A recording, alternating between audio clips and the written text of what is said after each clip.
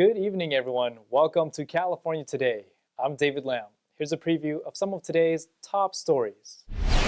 The company buying up land surrounding an Air Force base revealed plans for a mega utopian city, but some federal and state officials are still not convinced. Many Californians fed up with crime. Business owners, lawmakers, and others are calling out bills that they say would increase repeat offenders. Angelenos remain divided on RV parking. A city council member proposes rules restricting RVs from certain areas. A website for a new megacity in California launches after nearly 5 years of staying under the radar. The company behind massive land purchases in Northern California comes to light. These are rendered images of what a new megacity could look like in one California community. California Forever was created in 2017 by Flannery Associates CEO Jan Schramek, who said he fell in love with the area. Officials say there's a lot at stake. If it's done correctly, I think there's a lot of opportunities for the county. Their tax revenue base will increase quite a bit. But again, I think you're giving up a quality of lifestyle that's kind of unique to this area. You don't really have this a whole lot of other places. Solano County is known for rolling hillsides and fertile farmland. Farming really is about family. It's about hard work. It's about giving back to community and providing food to millions around the world. And to those struggling farmers, it has never been about profits. California Forever is backed by a group of wealthy tech investors hoping to build the city east of Fairfield, near Travis Air Force Base. And so finding out who it was, although it's good to know who the man behind the curtain is, it doesn't change, the stance of our need to protect our Air Force Base and to preserve our ag land. In 2018, Flannery Associates began purchasing 400 parcels and 55,000 acres of land in Solano County. But Congressman John Garamendi isn't too thrilled. Flannery Associates is using secrecy, bullying, and mobster tactics to force generational farm families to sell. They have forced farmers off the land, hiring big city lawyers to file federal lawsuits claiming restraint of trade against 7 farm families who refuse to sell their land and their heritage. According to California Forever, 81% of Solano parents that they recently surveyed said their kids won't be able to find a future of their own in the neighborhood when they grow up. Hence the project, saying is a chance for a new community, good-paying local jobs, solar farms, and open space. As for funding, they said, quote, approximately 97% of our capital comes from U.S. investors. The remaining 3% comes from Patrick and John Collison and other UK and Irish investors. Flannery Associates told ABC7 they don't plan to put any homes within a mile of the Air Force Base. The company says they want to get approval and work with officials and residents for the project. NTD reached out to California Forever for comment. David Lam, NTD News. To stop crime in California, hundreds of business owners, individuals, and state leaders rally at the state capitol in Sacramento. They are calling out multiple bills that make it easier for repeat crimes. Organized by the Assembly Republican Caucus, a group called Californians Against Crime gathered on the steps of the state capitol on Thursday to rally against the lawlessness in the state. We are all gathered here today for one reason only, to say enough is enough. We need to make crime illegal again in California. They are also opposing SB 553, introduced by Senator Dave Cortese from Santa Clara County. The bill aims to prevent workplace injury and violence and ensure that employees have access to wellness resources. Cortese said in a May statement, under my SB 553, employers would be prohibited from forcing their rank-and-file non-security workers to confront active shoplifters, and all retail employees would be trained on how to react to active shoplifting. But opponents claim the bill is pro-criminal and would legalize theft. We came here for the American dream. We worked really hard to make our livelihood. And at this point, this SB 553 is going to kill us all.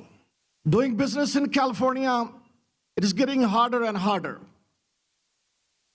All the bills comes all against retailers. If they really want to protect the stores or the retailers, we should have a more police officer on the road. There's a bill should be go in favor of retailers. I debated Senator Cortese about a month ago about his bill. He frankly seemed to not understand the impact that it would have on all of you, that it's going to destroy your businesses, that it's not enough that we decriminalize property crime, but now he's saying you can't stop criminals from taking your property. They are also calling out other bills like SB 94, which would allow parole for people who are sentenced to life in prison, SB 81, which promotes early release policies, and ACA 4, which would allow felons to vote from behind bars. A mother who lost her 16-year-old son in 1997 to a murder said the mastermind behind it was tried as an adult and sentenced to life in prison, but the current laws would change this. Little did we know our California legislators would put us through a different kind of nightmare 14 years later, which continues to haunt us to this day. In 2012, SB 9 was passed, allowing criminals who were under 18 at the time of their offense and sentenced to life without possibility of parole to petition for a recall and resentencing hearing up to 4 times. Shock can't even begin to describe how we felt. But they were just getting started. They are also calling on the committee to advance SB 14, which would make human trafficking of a minor a serious felony. And just this afternoon, the Senate Appropriations Committee passed SB 14. It will now head to the floor for further discussions and votes. Many people in Los Angeles have embraced RV living as a practical and cost-effective housing solution, while others boldly oppose it. NTD's Christina Corona has more. While RV living has gained popularity, an LA council member is deliberating the prohibition of RV camping in certain areas to address growing concerns and preserve the city's character. Los Angeles Council member Tracy Park has suggested new rules for the city. These rules aim to impose restrictions on the parking of RVs near sensitive locations like schools, daycare centers, parks, and residences. The goal of the proposal is to address the problems caused by these large vehicles being used as homes. Park believes that this is causing many issues for public health, the well-being of the community, and how nice the neighborhoods are to live in. Residents say the RVs block sidewalks, dump waste and garbage on the street, and take up parking spaces. Park has been focusing on solving the problem of homelessness during her first term on the LA Council. This includes trying to find solutions for homeless people who live in RVs, like the ones that were cleared out in Playa del Rey earlier this year. Just this week, the LA City Council unanimously approved a motion to make the sale and leasing of RVs for housing illegal, targeting individuals known as van lords who rent out RVs to residents. Christina Corona, NTD News, Los Angeles. Over 100 stolen vehicles recovered and 78 suspects identified. This is the result of San Diego law enforcement agency's latest effort in tackling auto thefts. Arrested suspects will face various felony charges. The San Diego County District Attorney's Office announced on Thursday 50 grand jury indictments after a 1-year operation to crack down on auto thefts. The San Diego County Regional Auto Theft Task Force launched Operation Sunrise in September 2022. It consists of local and state law enforcement officials. More than 100 witnesses testified, and 78 suspects were identified. The defendants face various felony charges, including insurance fraud, vehicle theft, sales of cocaine, fentanyl, and methamphetamine, felons in possession of firearms, sale of firearms, ammunition, high-capacity magazines, grand theft, and possession of stolen property, burglary, and crimes of identity theft. Since Operation Sunrise was launched, it recovered 14 firearms, 172 stolen vehicles worth about $3.3 million, and fentanyl, methamphetamine, and cocaine. In addition, auto theft crime rings throughout San Diego County were dismantled. A protester now being awarded $3.75 million by California court. The man was struck by LAPD officers with a projectile back in 2020. NTD's Stephanie Sakal has the details. A protester was struck twice by hard foam projectiles fired by Los Angeles police during the 2020 Black Lives Matter demonstrations. The jurors concluded on Wednesday that the Los Angeles Police Department exhibited negligence when one or more of its officers used the so-called less lethal devices against Asim Jamal Shakir Jr. Shakir had been filming an argument between the police and protesters. According to the lawsuit, at one point Shakir was hit once and then struck again while he was bending down to retrieve a phone that was knocked out of his hand by the initial projectile. A jury is now awarding Shakir $3.75 million in damages, but the city council still needs to approve this award. An internal investigation within the LAPD revealed that the use of less lethal force, which caused Shakir's injury, was not reported. This incident took place amid national protests following the killing of George Floyd. Stephanie Sikal, NTD News, Los Angeles. We'll take a short break now, everybody, but here's a look at what we have for you when we come back. Rapper 50 Cent could be facing a criminal investigation. He threw a mic that hit a fan in the head during an LA concert. The Golden State nearly out of a drought. This is the first in 3 long years. It's a holiday weekend, and that means time for fun and relaxation. We'll take a look at some upcoming events happening around the state. Those stories and more coming up on California Today.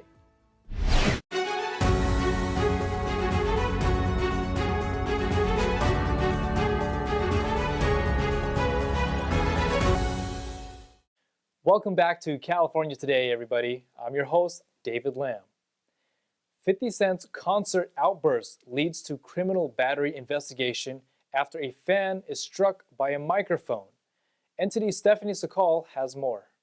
In a fit of frustration, 50 Cent angrily threw a malfunctioning microphone into the audience during his concert in Los Angeles at the Crypto Arena. This was part of his final lap tour of 2023. Unfortunately, this impulsive act resulted in the microphone striking a fan in the head.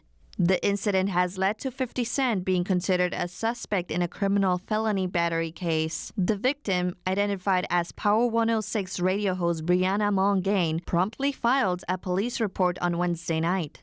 Law enforcement sources suggest that 50 Cent may have intended to throw the microphone at his production crew but accidentally hit the victim instead.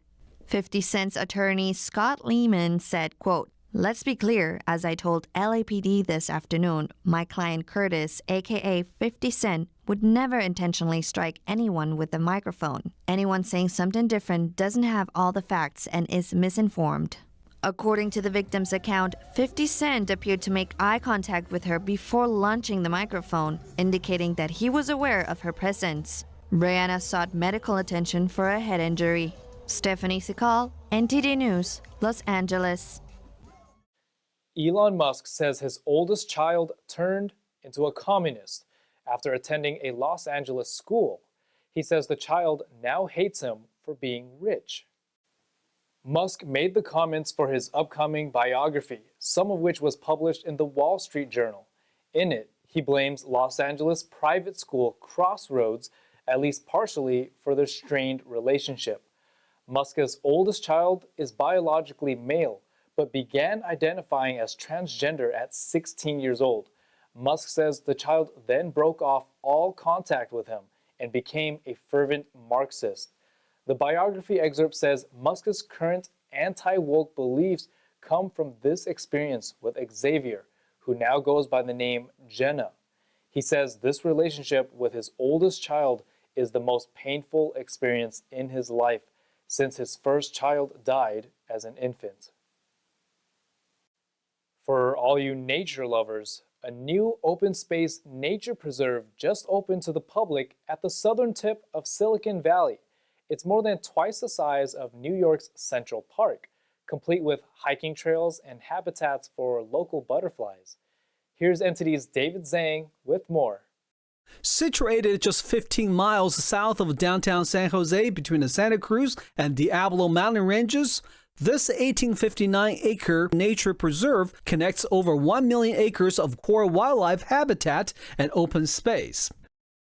So this preserve was protected in 2015, and now it's opening to the public. So we worked with the Muwekma Ohlone tribe of the San Francisco Bay Area to rename the preserve in the Chochenyo language. It's a direct translation for Coyote Ridge, Mayan Oyakma Coyote Ridge. Within this preserve, there are 5 miles of new trails, including a new 3-mile segment of the Bay Area Ridge Trail, which was built by staff and volunteers. So this is our ADA accessible trail, Mayan Wai.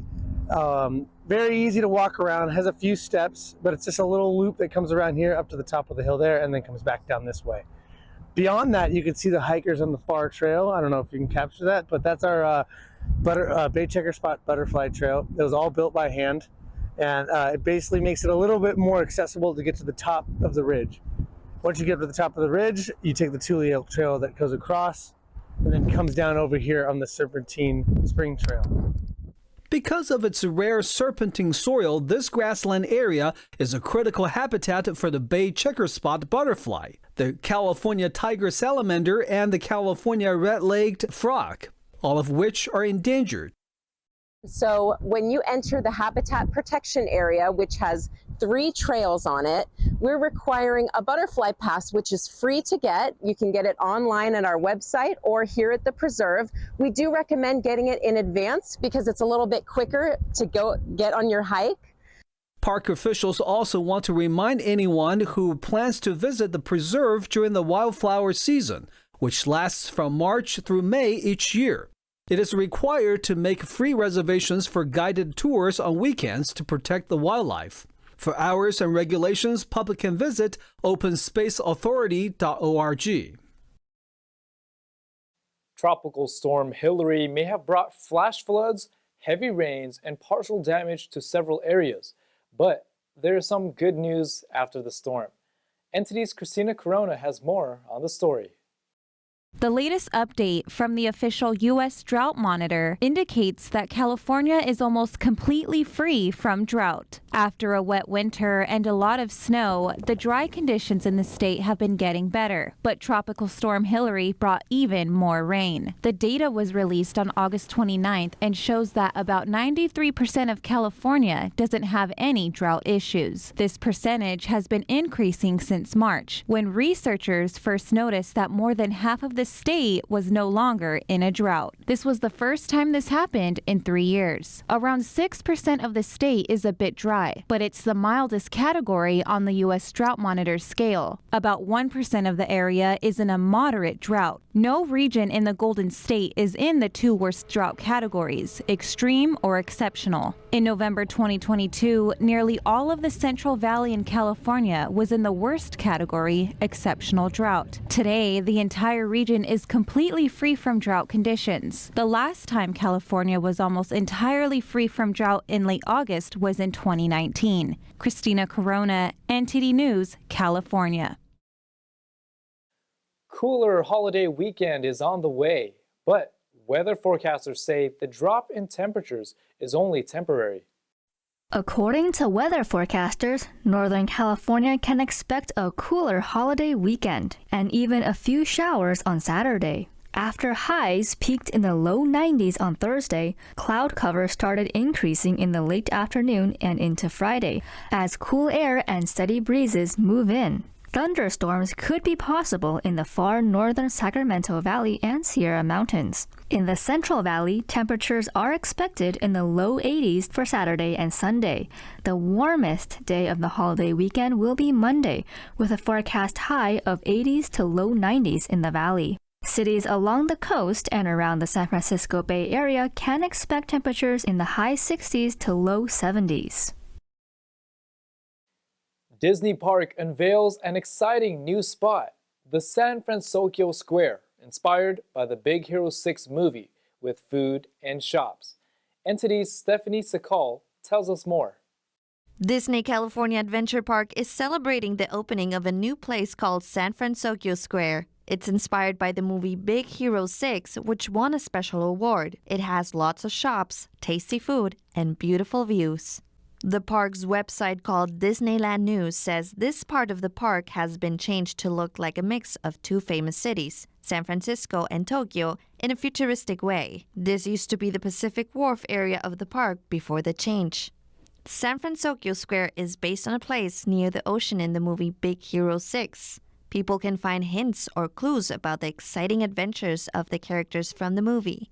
One interesting thing in this area is a big bridge called the San Fransokyo Gate Bridge. It's as tall as a 5-story building and it connects to the Ocean Plaza to a tall stone pillar in another part of the park. People can also meet the main characters of the movie, Jairo and Baymax, in a special shop called Hamada Bot Shop. Stephanie Sikal, NTD News, Los Angeles. For those of you who still don't have any plans for the upcoming long Labor Day weekend, here are a few free, family-friendly activities in the Golden State you could consider.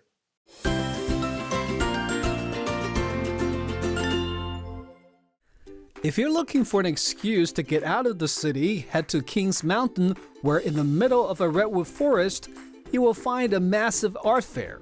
The Kings Mountain Art Fair, completely planned and hosted by volunteers, has been an annual Labor Day weekend event since 1963 and will showcase the work of over 120 artists. With the redwoods towering overhead, you will forget that you're just over an hour south of San Francisco. The 3-day event will also have ample food and beverage options, plus a craft and game area for bored kiddos. Next, Berkeley's Summer Musical Theater in the park features a new musical play called Fairies of the Moonlight. It follows the daring adventures of a rebellious teenager, Sunny, who crosses over to the fairy realm. It's a fairy tale told with humor and heart, suitable for all ages. With music derived from classic Irish melodies, you get to enjoy it free of charge in the cool, breezy forest setting, and feel free to bring your blanket for a picnic. And last but not the least, time for an LA staple. The Cinecon Classic Film Festival has been around for 59 years now. This time around, it's taking place in El Segundo at the Old Town Music Hall. Now, classic film enthusiasts can talk about Citizen Kane and Gone with the Wind as much as they like.